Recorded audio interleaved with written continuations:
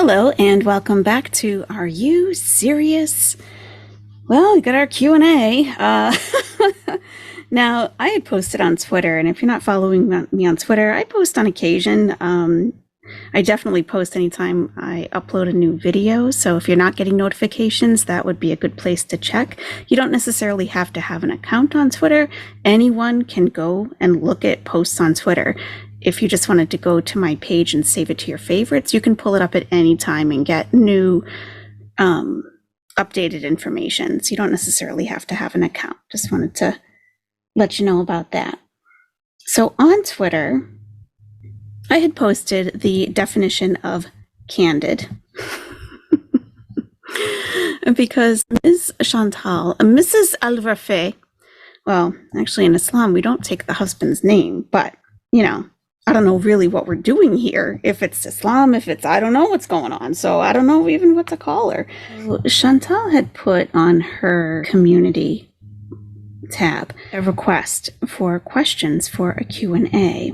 And let me just show that to you. Okay, so this is me. Are you serious? @ AREYOUSRSLYSRS. All right.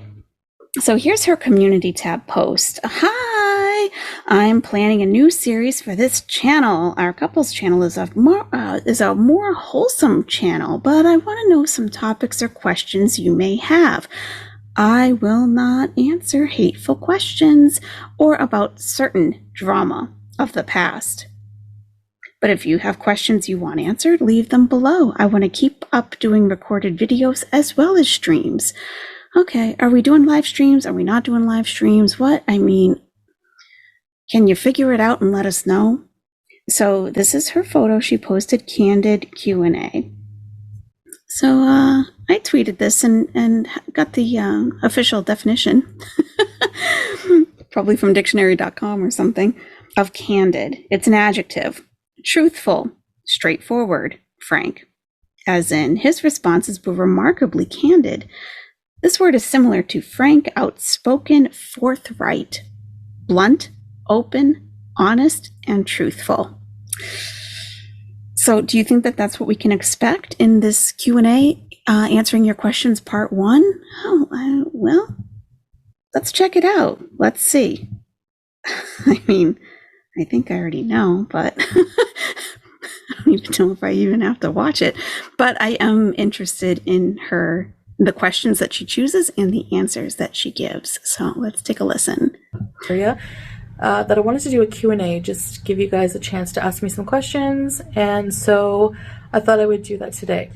Okay, so the order I'm going to answer these is just, I'm looking at the top comments first. If I don't want to answer a question, I will just pass it. Unfortunately, I'll skip it, I should say.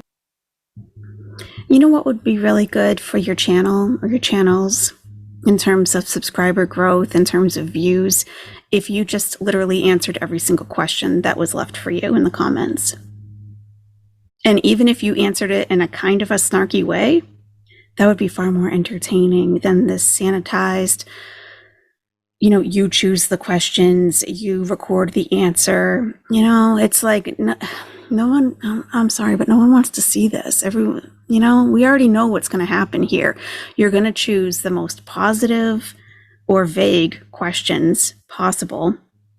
And, you know, you're either not going to answer 100% truthfully because you can't, because of whatever situation you really have going on here. Because people are going to base their questions on what you say is the situation here.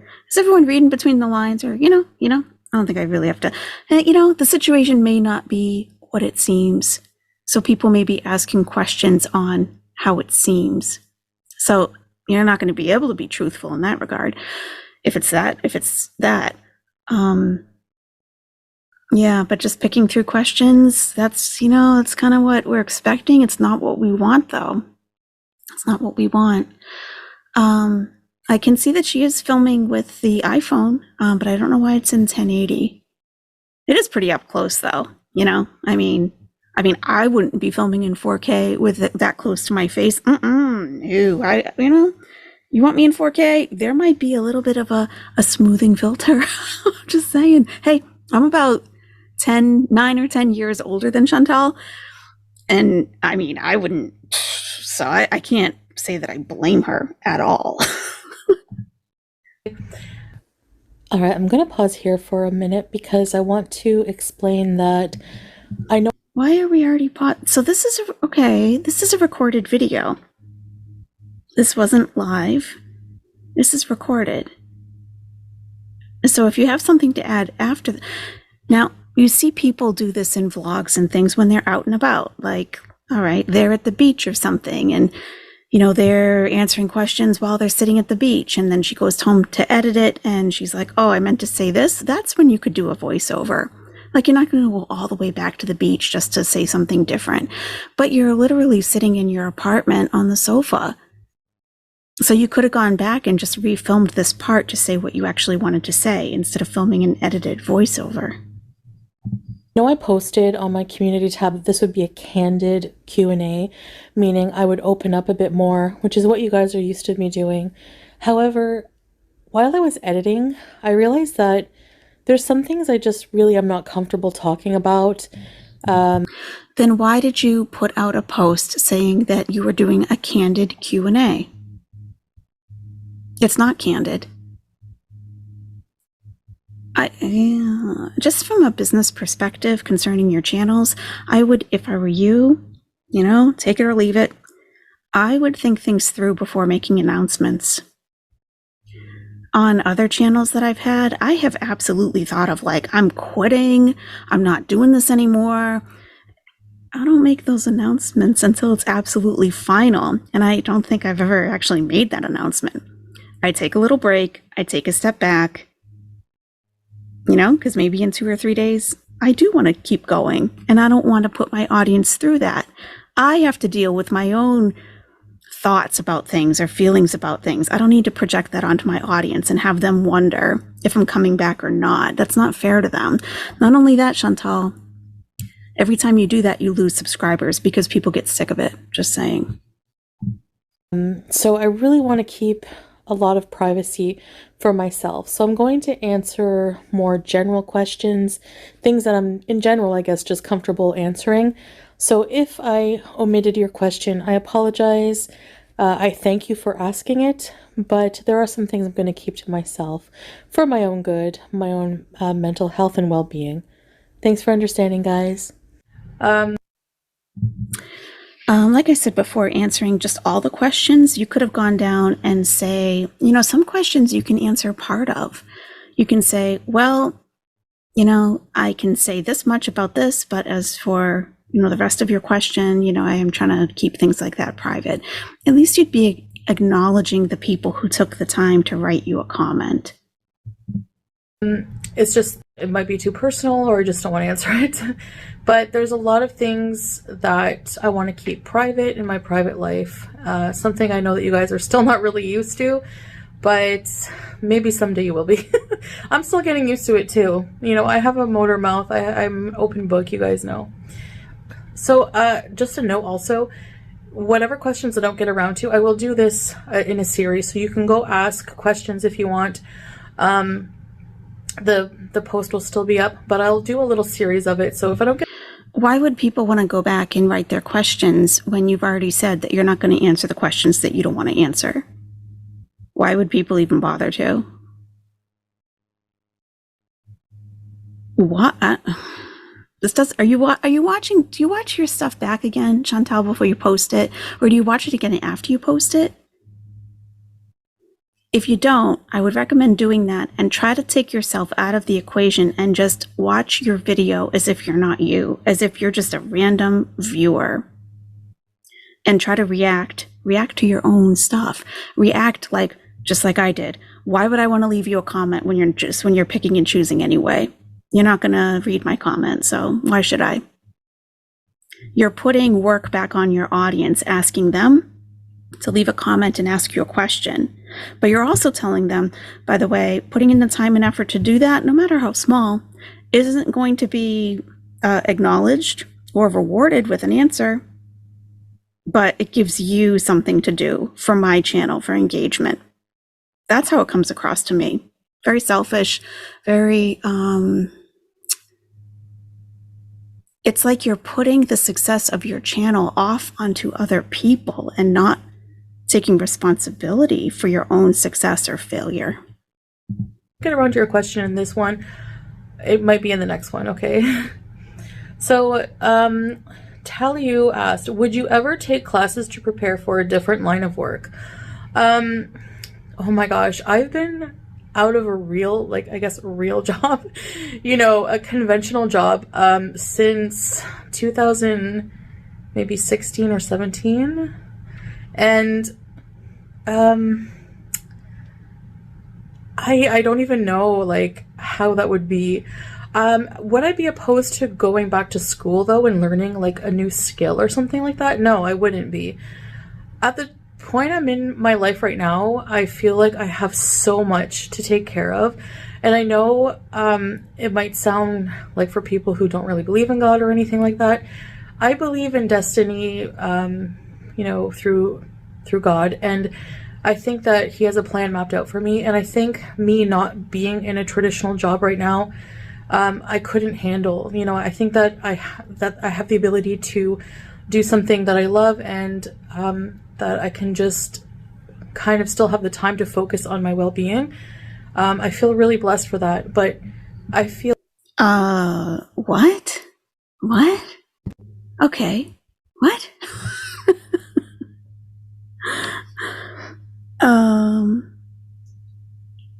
Okay, so you've been doing this for 6 or 7 years to the point where you haven't had to work in like a traditional type of job, right? Okay, mashallah, that's wonderful.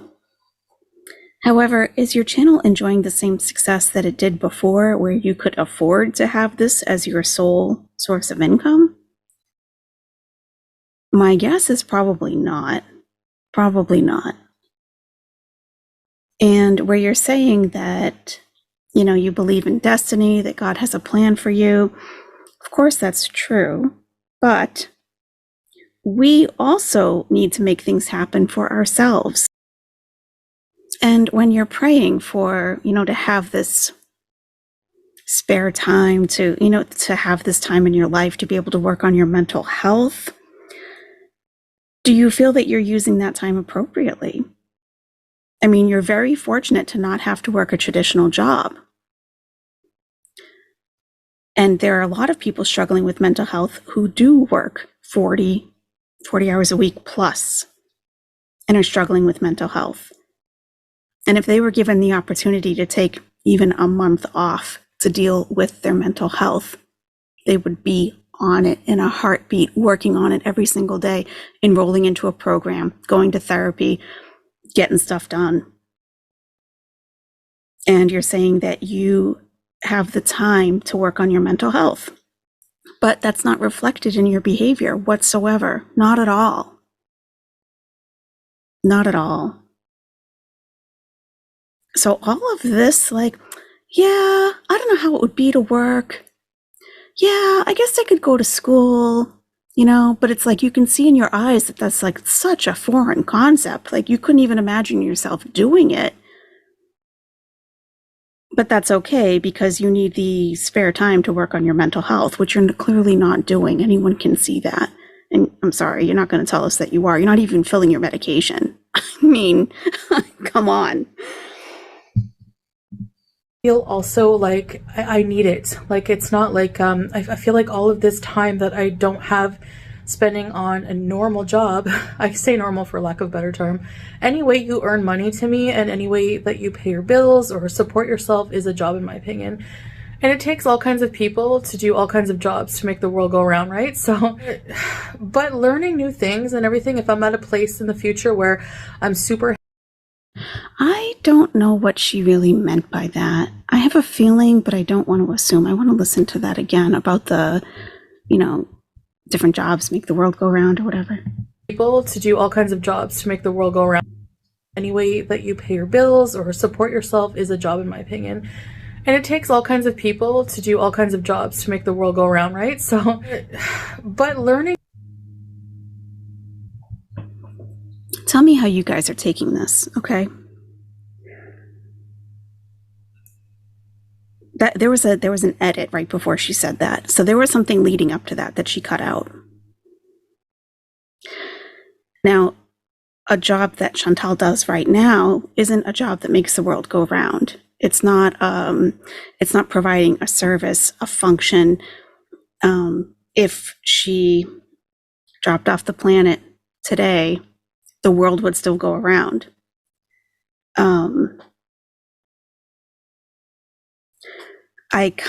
What I'm getting the sense, and you guys tell me what you think, because I could be totally off on this. I have a feeling that something she said right before that she cut out. Let me show you again. You guys might not notice stuff like this if you're not a creator, if you don't edit videos, but I pick up on this stuff. She didn't even do a transition. It was a cut. That I can just kind of still have the time to focus on well-being. I feel really blessed for that, but I feel also like I need it. Like, it's not like, I feel like all of this time that I don't have spending on a normal job, I say normal for lack of a better term, any way you earn money to me and any way that you pay your bills or support yourself is a job, in my opinion. And it takes all kinds of people to do all. Did you see that cut right there? So yeah, whatever you do to make money, it's a job, right? And then there was a huge cut.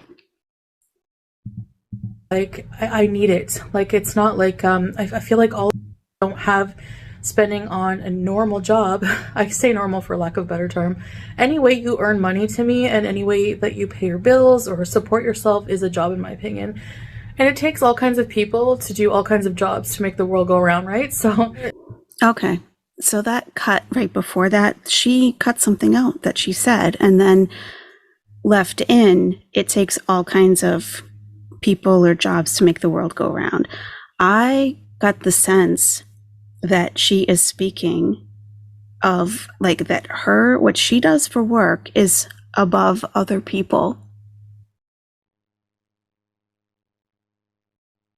Like, maybe like, oh, I don't want to be a waitress. I don't want to be a cashier at a grocery store. But it takes all kinds of people and jobs that make the world go around, right? That's how I took it. I could be wrong.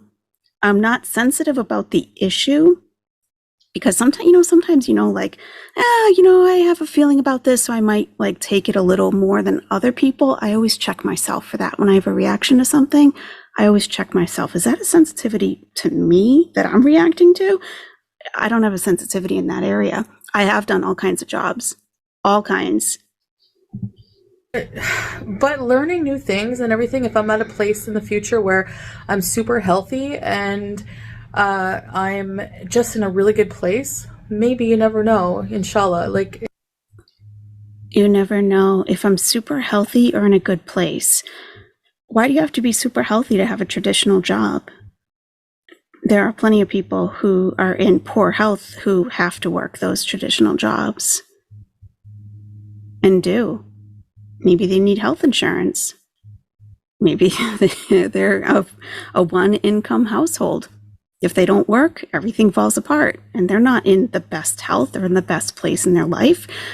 This is starting to sound a little bit elitist to me. Like, oh yeah, if I have everything together and I'm in perfect health, and then, yeah, maybe I would consider doing like a regular job. Come on. And the God willing thing, inshallah, God willing, does not take you out of the equation. She needs to understand that.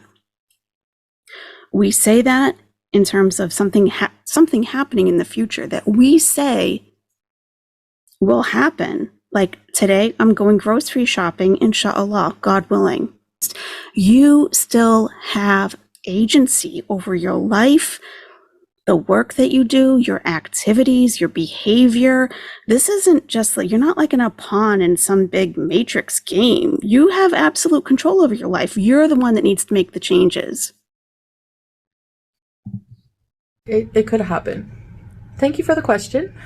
Fire Mistake asks, do you have a certain amount of calories you're aiming for daily, or are you just playing it by feel or for now? Yeah, I don't count calories or anything like that. I don't even weigh myself. My gym doesn't have a scale and we haven't purchased one yet. So I'm just starting small. I would say the gym absolutely has a scale. I don't think I've ever been to a gym that didn't have a scale. What I think that she might be saying, and again, This is like Muslims don't swim, women don't swim here. My gym doesn't have a scale. You know, it's like, just tell the truth. Maybe the scale doesn't go over 300 pounds. A lot of them don't. You can say that. The scale at my gym, it's not, it doesn't weigh my capacity. It's not what I need. You know, it's kind of like you're using it as an excuse, but it may not even be the truth.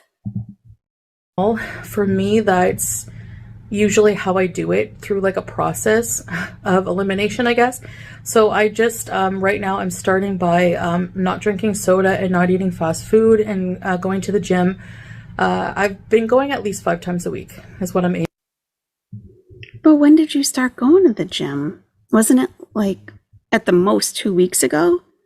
So 5 days a week at the gym, but you say you've already missed like a day or two. Like, she might just be a person that doesn't have any concept of time. That could be it. Aiming for. And just because I'm so busy with, like, we have 3 channels to manage now, and just like between everything else, like, you know, family, Ramadan, prayer, just cooking, cleaning, just everyday life stuff that I find on a normal day overwhelming. You know, it's like I'm getting used to juggling so many things in my life now that I didn't when I was. So you're getting used to being an adult, it sounds like. And you're 39 years old, so you're just starting to get used to behaving like an adult and having the most basic responsibilities. Well, part of that is keeping your health together. That's one of the biggest ones, really. And you have to make time for it. And maybe you're starting to see how busy the rest of the world is. Like, this is why people are busy. They have a lot of responsibilities, you know? Yeah, maybe you're just seeing things how they are for the majority of the world for the first time. In Canada, I was just, you know, neglecting life and everything, and just in a really darker place. So now that I'm trying to do all of these things, juggle all of these things, I find that if I had to add in counting calories and all this and that, it would just be kind of overwhelming for me, and I'd probably give up. I know myself by now after many, many failed attempts at weight loss.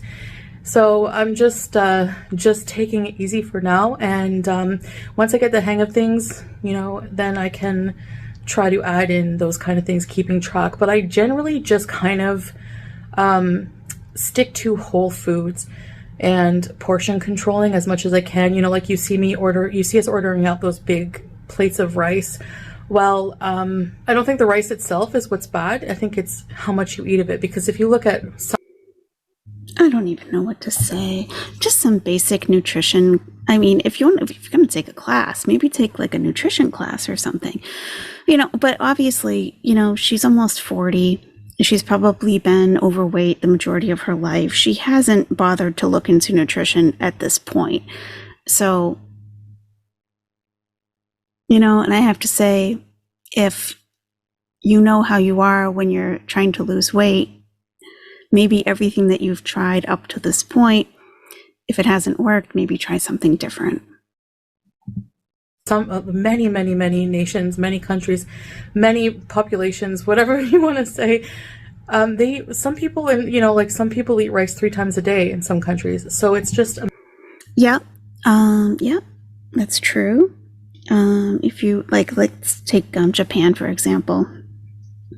Rice is like almost with, you know, it's with nearly every meal. However, they're eating sushi, like fish, along with it, and vegetables and seaweed. You know, the rice that I've seen it's not shiny, so it's not like slicked with oil and have all kinds of other things added to it or fried, you know. This is like plain rice, essentially, and it's eaten with fish and seaweed and vegetables for the most part. So yeah, I wouldn't say that rice, you know, it's hard. You can't demonize a food for sure. Like, rice isn't the health food and it's not junk food, and it is portion control, but, you know, just like a little nutrition, you know, carbohydrates are for your body to use for energy. And if your body has to burn all of those carbohydrates first before tapping into your fat stores to burn energy, to use for energy, and you're constantly giving it a supply of high carb, high glycemic carbohydrates, which raise your blood sugar, your body never gets a chance to burn actual body fat. So, and they don't have obesity problems. It depends on your activity level. It depends on what else you're eating. It depends on how much you're eating, in my opinion. So I'm just trying to be more mindful of what I'm putting in my mouth, but not so calculated. I hope that makes sense. Thank you for your question. Okay, Molly Stewart asks, how did you start going? And I would say for Chantal, it's, she probably doesn't know what an actual serving size looks like. Like, isn't a serving of rice a half a cup? I believe it is. And that's really, when you measure it out and you look at that big tray of rice that they have, that's a serving. Bald. My sister is experiencing the same issues and wanted to know if you had any indications from a doctor or anything when you noticed it starting to thin. Oh boy. I saw an endocrinologist a long time ago, and An endocrinologist? Oh boy. I saw an endocrinologist a long time ago, and they... Is this when you were indoctrinated into the lifestyle that you're living now? When I first landed in Kuwait, I went to an endocrinologist, and he sat me down and he asked me a lot of questions, and then the indoctrination started, and I've been here ever since, and I might have to go back for a follow-up visit with the endocrinologist, but yeah, I've pretty much brainwashed myself at this point to think that it's okay to have Pomeranians in a zoo, in a wild animal zoo, that it's okay to sit in a 200 square foot apartment for 23 hours a day, and it's okay, to photograph people in public, although I'm trying to work on that, guys. I'm not perfect. I'm only human. So the endocrinologist is really helping me out with all of that, and God willing, it'll work. Suspected hormonal imbalance. It was so long ago that I don't even remember. Okay, so that's an endocrinologist. So an endocrinologist. Yeah, hormones, but also, insulin is a hormone.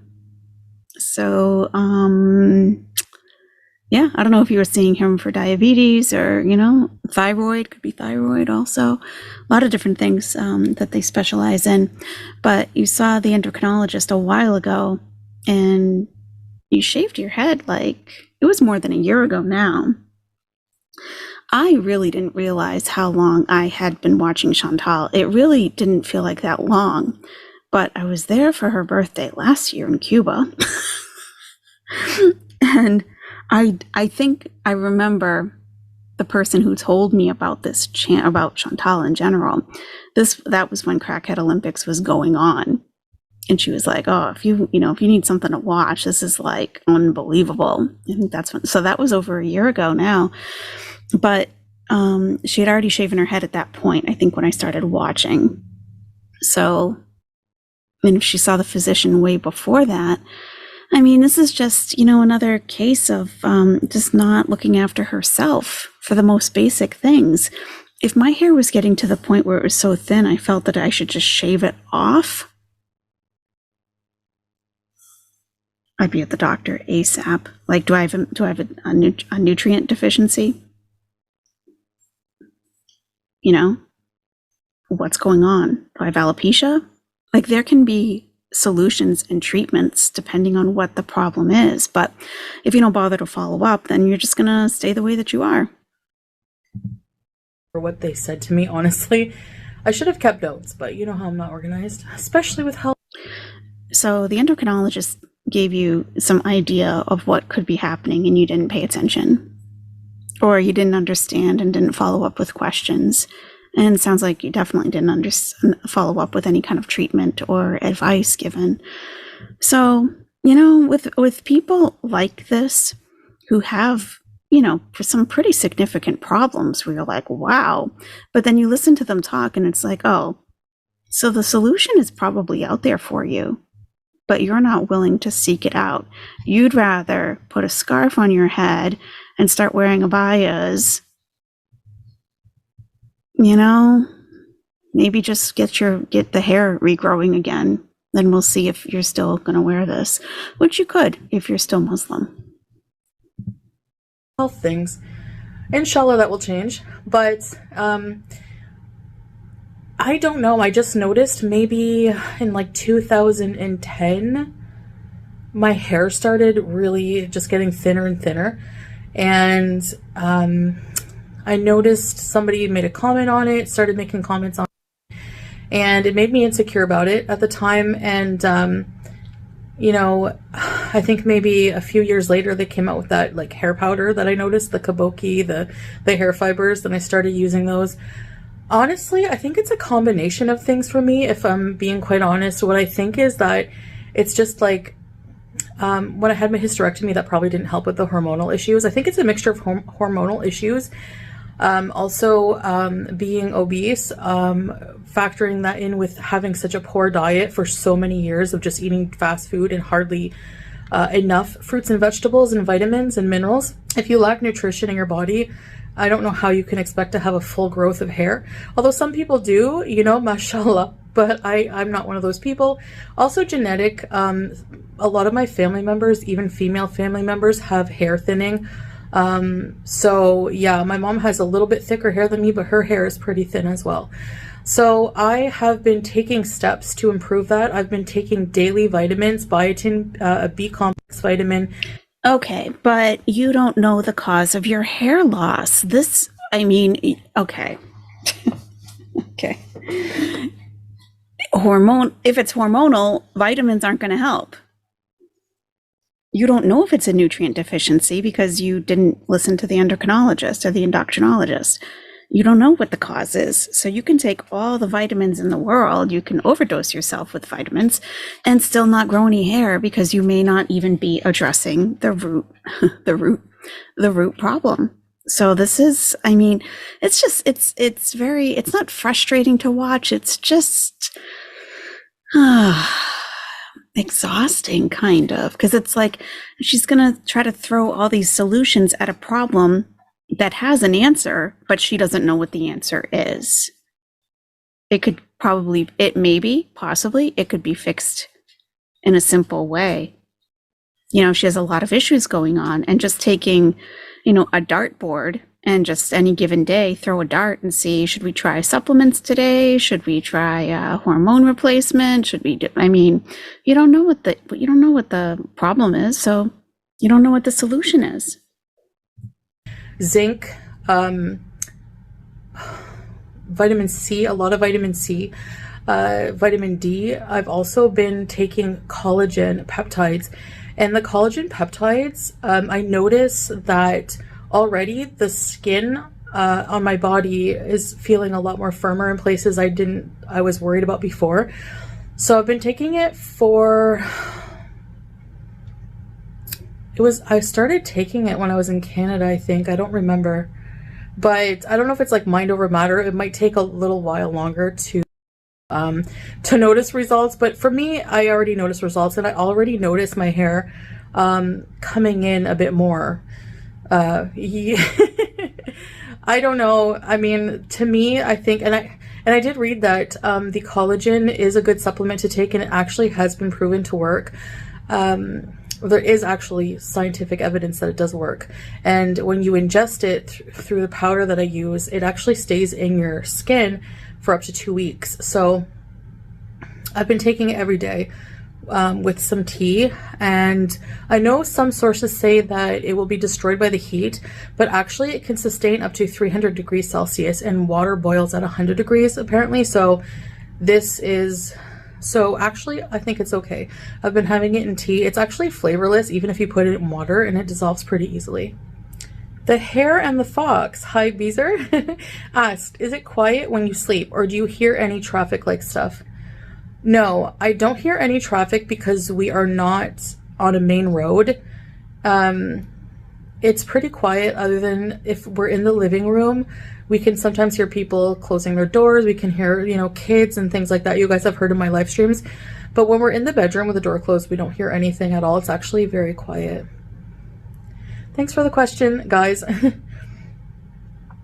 Twice Divorce asked, hi Beezer, are you planning on taking courses for Arabic? Inshallah, yeah, I would like to eventually. Salah's just been teaching me, but I find that I learn mostly through everyday conversation, like I said, but I do need to take some courses. I can pretty much predict that Chantal will not take a course or have a tutor or anything of the sort. She says she's too busy to take note of the calories that she's eating. So, I mean, even just looking at, you can download an app for your phone. You can put in, one chicken breast, one chicken leg, a cup of rice, and a cup of broccoli or whatever, right? No really have broccoli there, probably, and she can't be bothered to do that. So to actually go to a class and learn, that's like, it's not the easiest language for non-native speakers. I don't see that happening at all. And she doesn't really have any long-term viability in Kuwait. She's approaching the end of her current tourist visa, and there's no way that she can stay there. There is no way. So why learn Arabic if you're not even going to be in an Arabic-speaking country for too much? I don't see it happening. I don't at all. I mean, just seeing the effort so far that she's put into saying some Arabic words, it's... I don't see a class being signed up for or even having a tutor come to the home. I really don't. And if she's not out and about on her own and really living life there, she doesn't really need to know it. So they do offer some free courses at some places.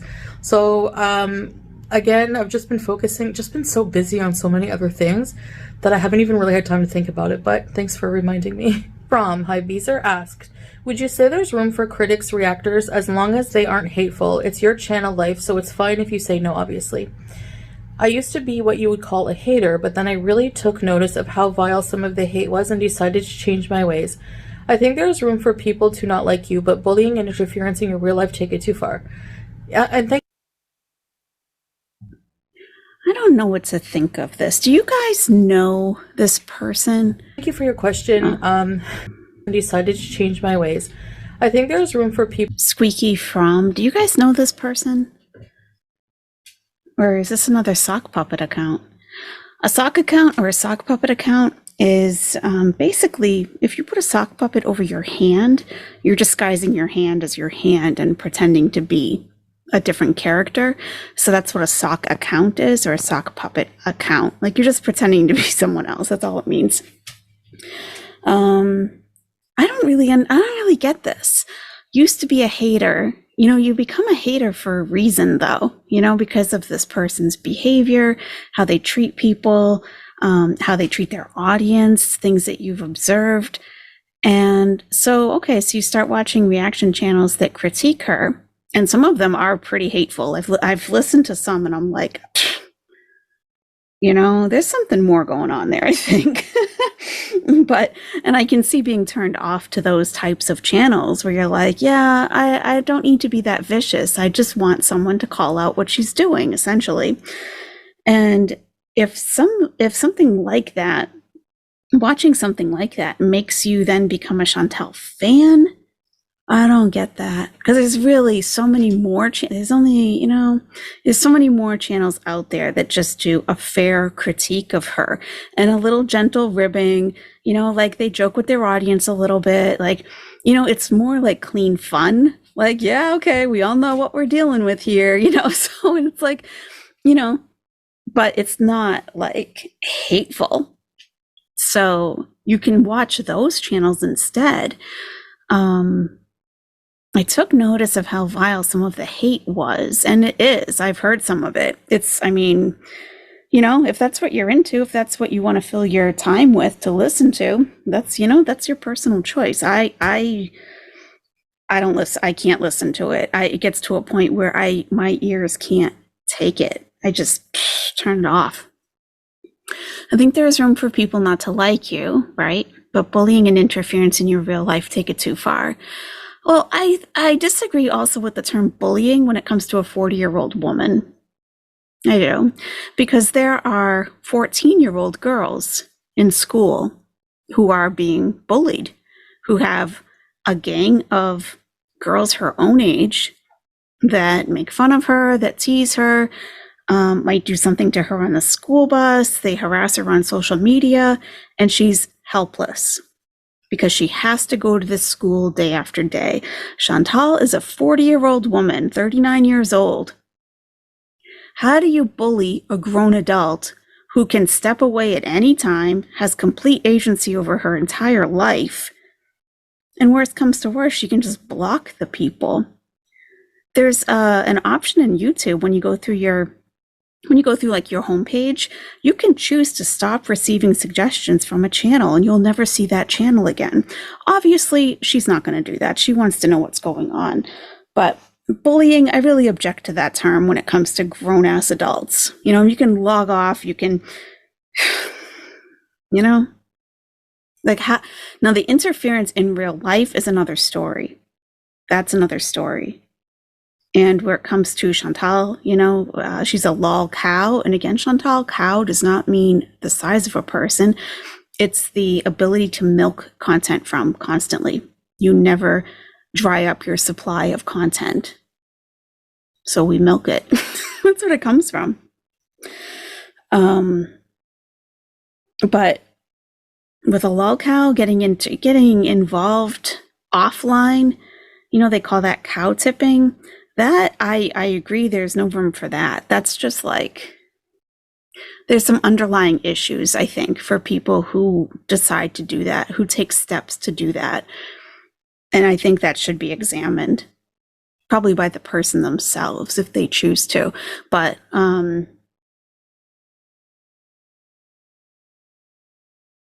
yeah, so I don't really know what this person was a hater, watched a hate channel, thought it was vile, decided to change my ways is kind of a weird term too. And now she's a fan. I don't know. I don't know if this is a real comment. People to not like you, but bullying and interference in your real life take it too far.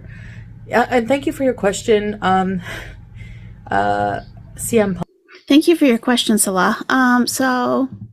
Thank you for your question, Squeaky from Beezer.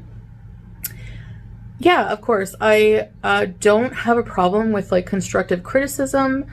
Obviously, I don't like bullying, but I've come to a lot of realizations recently about all of this, and I think I have a really huge responsibility and role to play in the amount of trolling, the amount of hate that I've gained online. I think it's because of all the attention I've given to it, and when you highlight something, when you pay so much attention to it, it's going to grow. And I'm probably largely responsible for a lot of hate channels becoming as big as they have. So, I realize, the key is... And I would also say, too, that any lol cow is responsible for hate channels even popping up in the first place.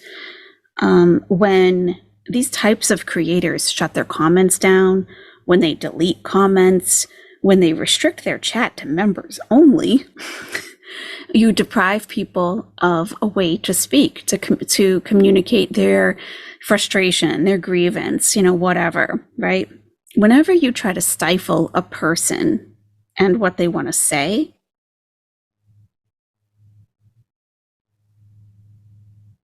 I think it makes people even, they might have been frustrated with you, Chantal, but I think it makes them angry when you stifle them.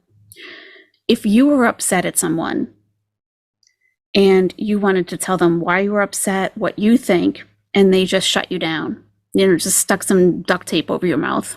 No, don't want to hear it. No, I don't care. No. But they keep doing things that are inflammatory. and keep shutting you down.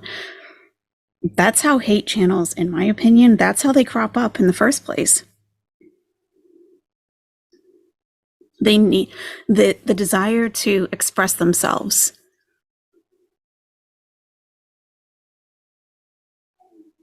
is strong because you evoke strong feelings in people.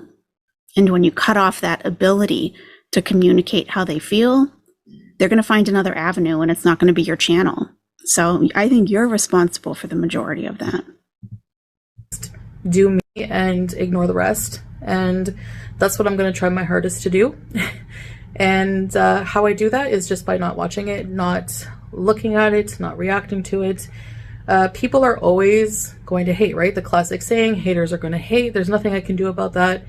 It's an also classic saying that you can only control your response. And no matter how much I would, be just screaming into the void, I'm doing this all in self-defense. I'm acting like a bee in return in self-defense. And it's like, but it's still my reaction and I'm responsible for that. So these have been really hard lessons learned. And I think that I keep cycling between that, raging and being angry and upset, and because I never learned the lesson. So until I finally do, then you'll know, because then, yeah, I won't be coming online and raging anymore. So that she's, I don't know.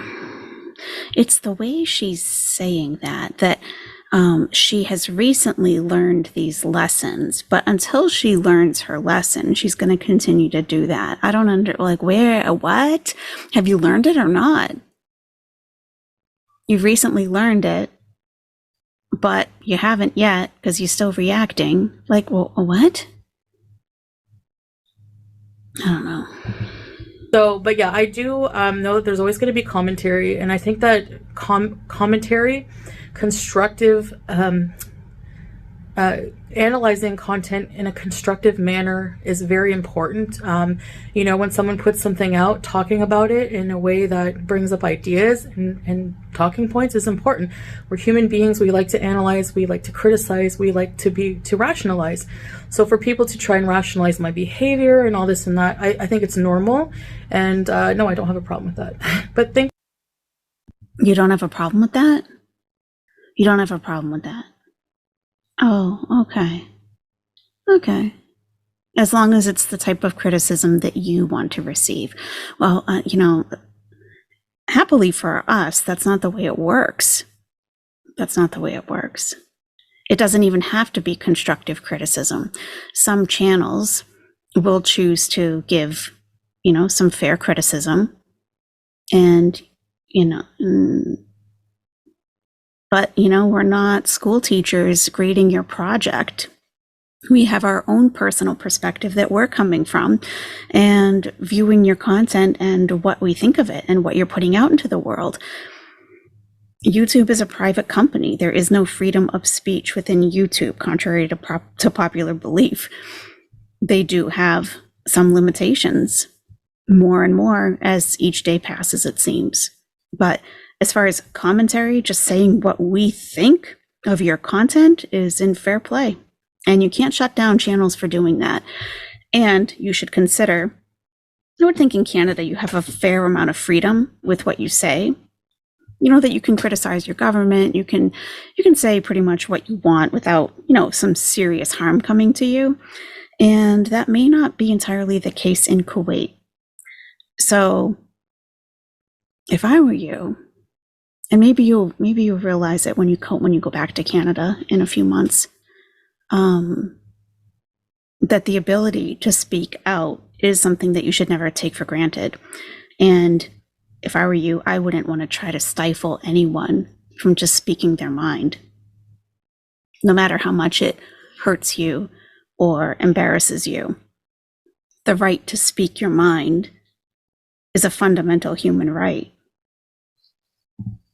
Thank you for admitting you used to be a hater. And I think that a lot of haters are just people who may have just been frustrated at one point with something or another time and just express it differently. So I'm trying to be more tolerant and more understanding about people's reactions as well. I'm trying to focus more on the why over the how they present what they're saying to me.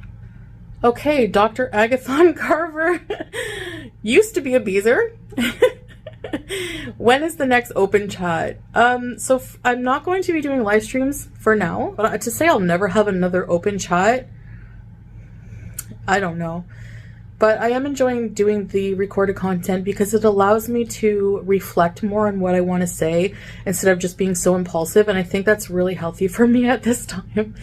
Mike, what is your goal and what are Salah's goals from recently joining the gym? Really enjoying that type of content, by the way. Thank you, Mike. Thank you for your question as well. Our goal is just to improve our fitness, some weight loss, especially for me.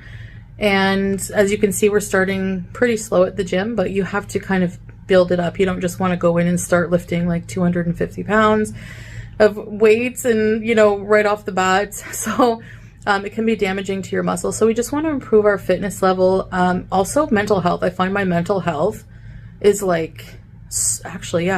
it's so much improved. I don't get as angry. I just feel good after the gym. I like to feel good, I make it like it's like a whole evening thing. So, and I noticed that it is time consuming. So that's why I've cut it down to 5 times a week for now, to allow myself to a day to do like complete housework and laundry and to edit and catch up on things. You cut it down to 5 days a week? You've been going for like 2 weeks and you say that you've missed a day or two. So, I mean, let's be honest, it's probably 3 or 4 days a week, which is fine. That's fine. I mean, anyone that goes to the gym, that's a good amount of time to go, good amount of frequency. As far as it being time consuming, that may be, for me, I think that could be Salah. I think Salah's probably, because you were waiting for him when you finished your workout. If he's kind of dawdling in the gym or just, taking too much time to rest in between sets and not conscious that sometimes, and I've really only seen men do this, and I'm not saying women don't do this, but just in my experience, sometimes men feel that the more actual time on the clock they spend on the gym equates to how much their fitness has improved or will improve, regardless of what they're doing while they're there. Like, yeah, I was in the gym for an hour and a half today. Well, you spent 20 minutes at the front desk chit-chatting with the person there. It took you 10 minutes to get dressed and get out to the floor. So it probably could be a lot quicker. But again, I know that you're probably relying on Salah to drive you there. And again, that is such a detriment when you rely on anyone else to be able to get around and get through your day. That is such a detriment. It's, I don't believe that you're locked in there, by the way. I don't believe that for a second. Not for a second. So there are taxis in Kuwait. You could hire a private driver and just go to the gym yourself during the day while Salah's not there. Metal Hobbit, if money wasn't a problem, where would you most want to travel to? Thank you for your question, Metal Hobbit. I think I would just want to travel the world. I think I would just literally want to put Howie in a little hamster backpack and just, Salah and I just go and travel for the next couple of years, like just not even live in a home, just like travel from place to place. Road trips between like visiting many different countries. I want to travel the Middle East. We do have some travel planned. I think you can still travel even if you don't have much money, as long as you're smart about it. And luckily for me, Salah is very smart. And well, I mean, I don't want to say I'm not, but we have, we contribute to the relationship in a lot of different ways. And one of them is he's very good at planning things and being strategic. So I think that we can definitely travel and be smart about it, even not being rich people, Well, like, where do you want to go? I feel like these are such surface level BS answers. I do. It's, yeah, I want to travel the world. Just go place to place to place. Like, have you looked into going anywhere specifically? Have you know what? I can't fathom what Chantal does all day. I really can't. I can't imagine. I have so much natural curiosity that if I have a thought, like, I think I'd like to travel someplace, like, I'm going to spend a considerable amount of time figuring out where I want to go. and making a list. Maybe if I can't decide, okay, I know I want to go to this place, this place, this place. Maybe I'll go to this place first. But I don't see that happening with Chantal. It's just like, oh yeah, we want to travel. Yeah, we're going to put the hamster in a backpack, because you can totally bring in wildlife to different countries without any issue whatsoever. Just put them through the x-ray, no big deal. Like she hasn't even researched that because she's not going to travel, in my opinion. There's no money. And it's being able to travel with very little money. Well, wherever you are going to go from Kuwait, you're going to need to fly.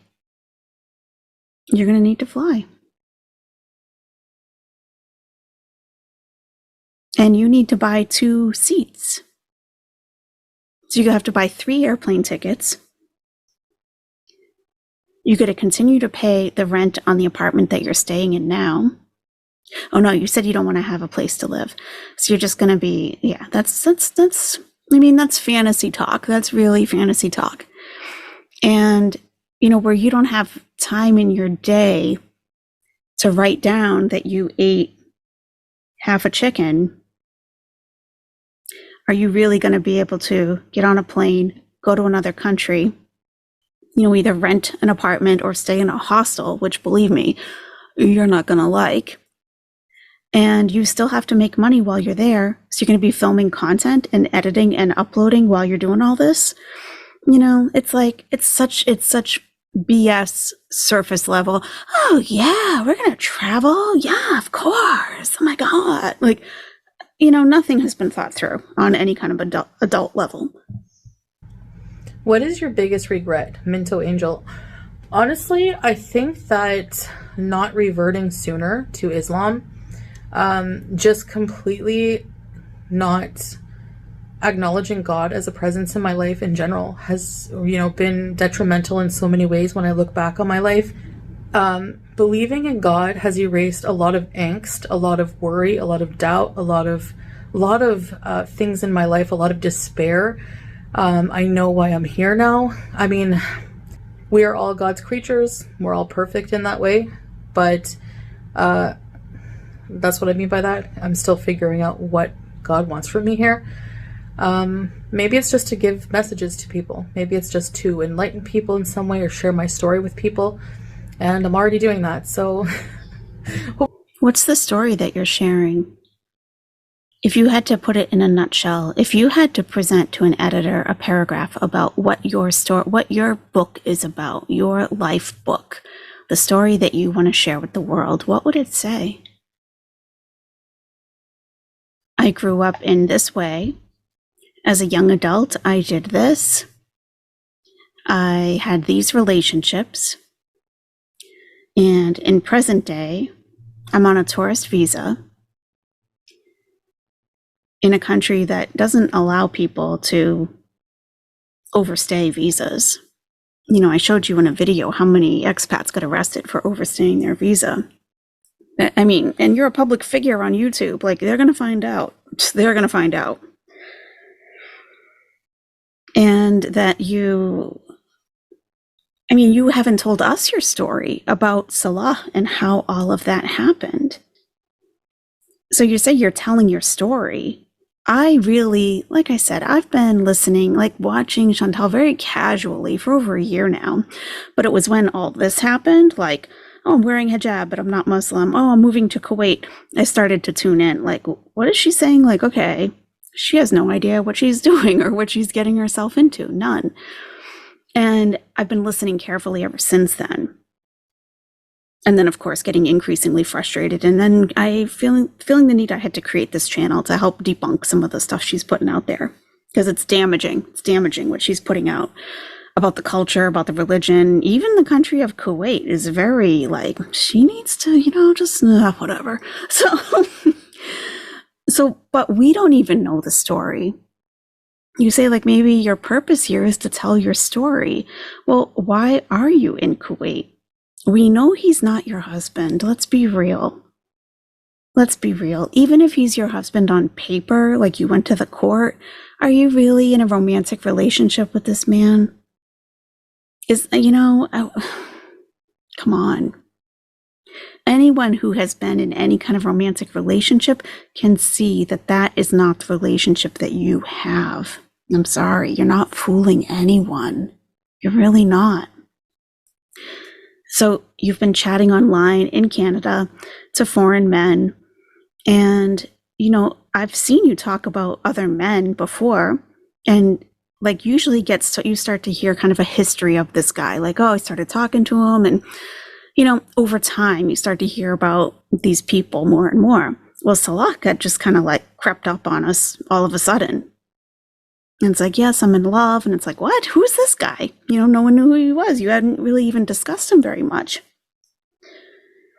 And then you say, I'm moving to Kuwait. So we don't even have your story. Like, what is your story?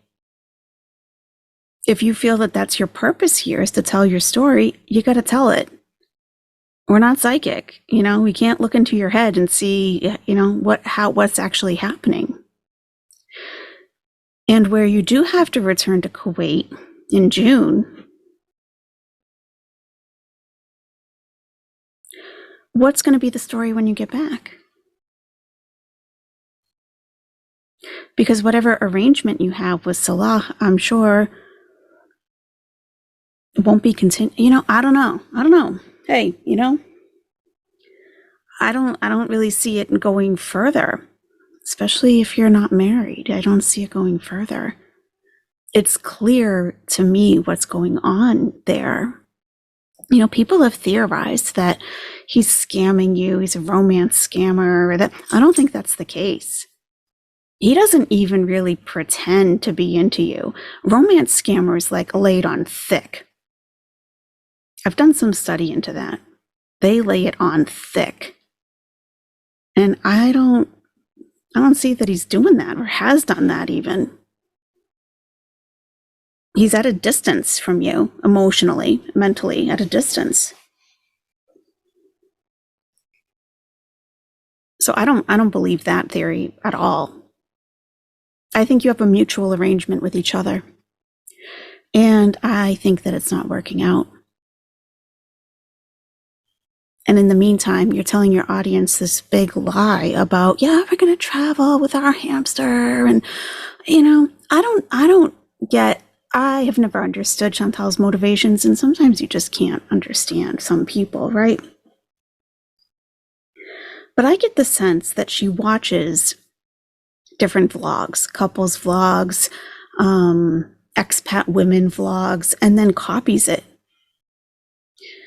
Because maybe she likes what she sees. But in her videos, you can tell that most of it is not sincere. She did a video on culture shock and she talked about the weather and when cats mate in the street is different than in Canada. That's not culture shock. So I don't know if you've been out and about since then, because that was filmed in December. If you've met more people, if you've had circumstances where you were left scratching your head like, what just happened? That's culture shock.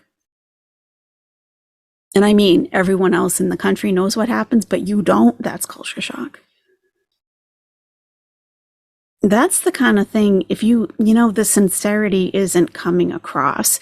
And I think when people watch vlogs, they're there for the creator. What I'm doing here is a commentary, reaction, whatever, right? People don't come to my channel for me necessarily.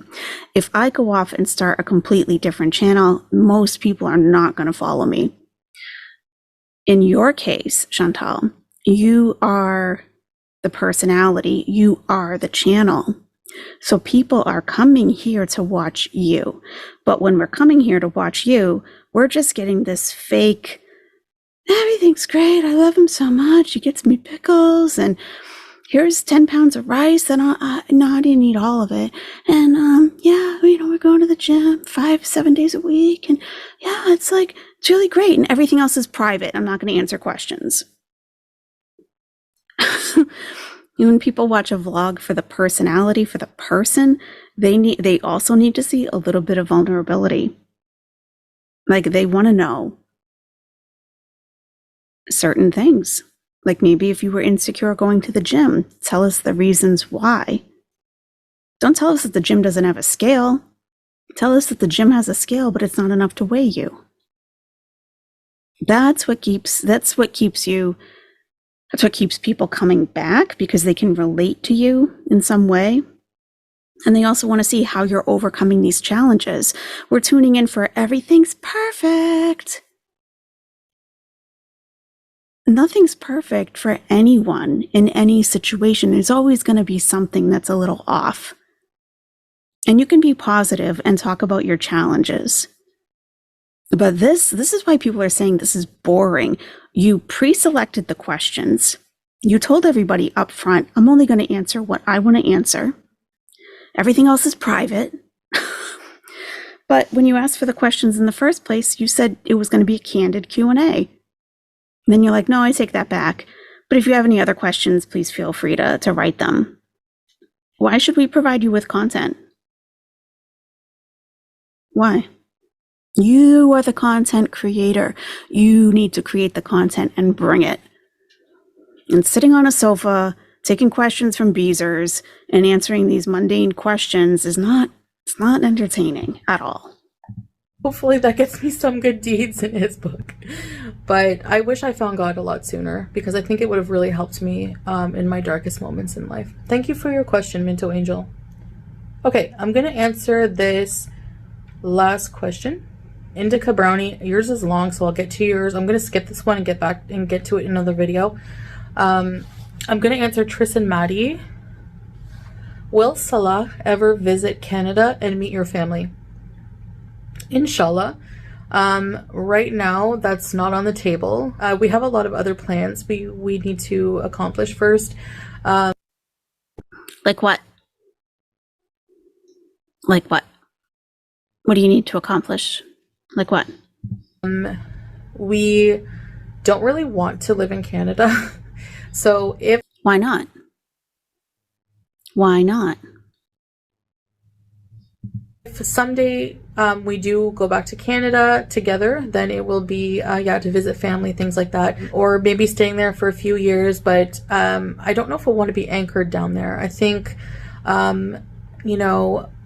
us both we both really want to travel and experience life.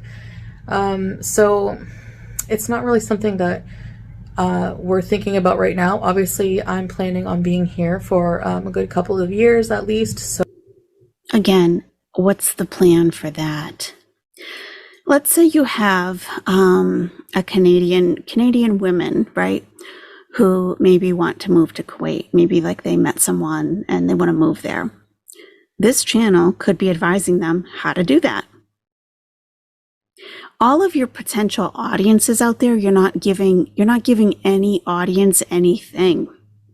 Even if all of your previous audience was like, all right, she's boring, we're done.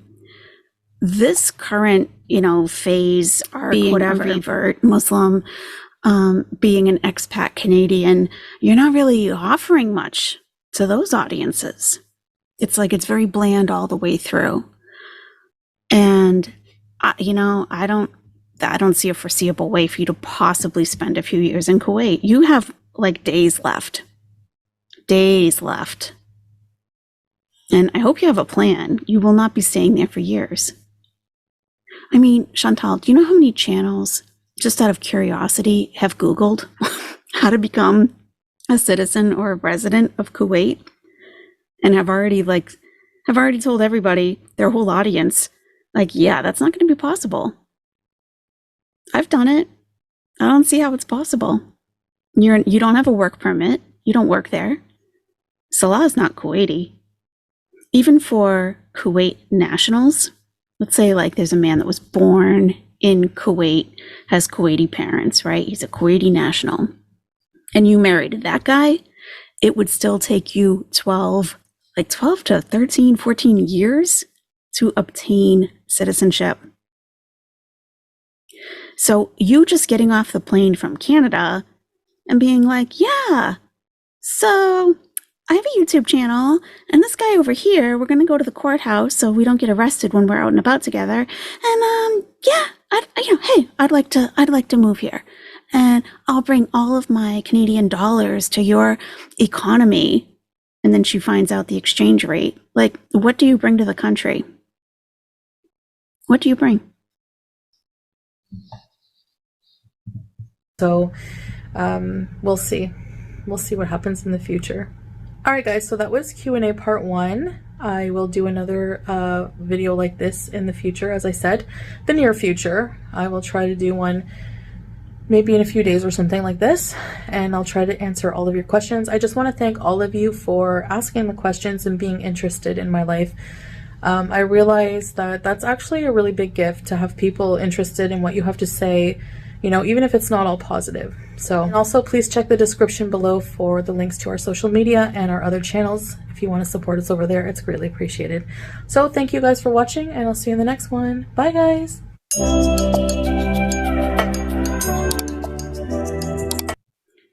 Boring. That was so boring. Yeah, I've said all I needed to say, I think. I don't see your channel really coming up in ranks anytime soon. The ASMR channel, I do put on videos to help me go to sleep. That was not relaxing to watch someone drive through Kuwait and get off like I don't know. It just wasn't. But that's me, you know, probably there are some people out there that like that. So, you know. Yeah, I don't know. I mean, you know, I wish you all the luck in the world, but I think you've got to really sit down. At this point, Chantal, I think if you've been doing this for 6 or 7 years to the point where you don't need to work a traditional job, now would be a good time to invest in a social media consultant to find out, like, what do I do? How am I going to be successful? I've had a shift in content. I've had a shift in an audience. Where do I need to go from here? Because you're not figuring it out on your own. You're not. This isn't working. And I think Salah is also giving you some advice on how to behave on camera. And that might be okay for the culture that you're in, to be a little more reserved, to not be so flamboyant. But that doesn't work for your core audience. Your core audience is not in Kuwait. So we just see a depressed woman, really, that's just giving all these fake answers. It feels like you're forcing a video out. Like, you're not like, yeah, I'm going to upload this. Yeah. It feels like, oh, I got to put out a video. Let me answer some questions that I either made up myself or that I feel like answering. You know, there's just no spark. There's no enthusiasm. So I think a social media consultant to advise you on turning this ship around would be highly advisable. That's what I would suggest. And stop listening to Salah as to how to behave on camera. Okay, everyone, thanks so much for watching. As always, if you like the content, please give the video a thumbs up. And if you want to see more, please be sure to hit subscribe. I'll talk to you soon.